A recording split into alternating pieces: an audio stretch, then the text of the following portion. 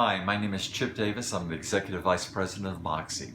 I'm often asked the question, how do these transactions work? I have a Moxey account over on this side, but then I also have a CRA or cash reserve account that I'm loading with cash here and there. And how does that work in a transaction? Specifically when I'm at a restaurant and I'm perhaps wanting to tip the server. One thing to keep in mind right from the very beginning, tips are always paid in cash, not in Moxey dollars. I'll come back to that in a moment.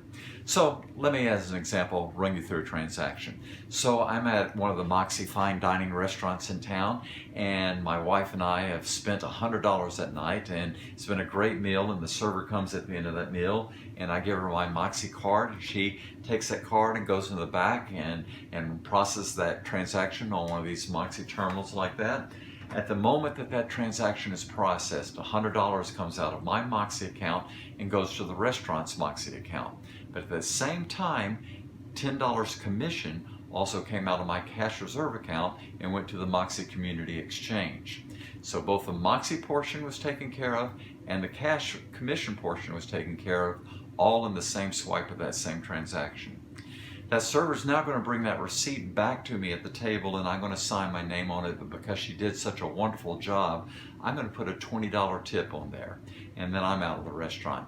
Server's going to come, pick up that receipt, and take that receipt back to the machine and pull up the stored transaction that she previously ran. And then she's going to process that $20 tip.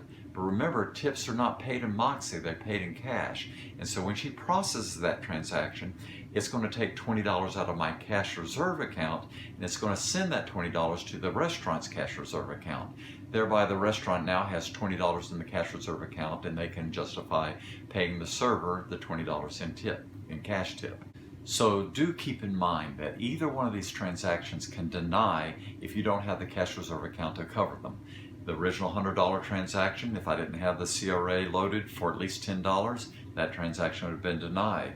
Then on the back half, when the server took that piece of paper and ran it to the machine to run your $20 tip, if you didn't have the CRA loaded for at least $20 at that point, then it would have denied that transaction and that server would have gotten stiffed and you're out the door.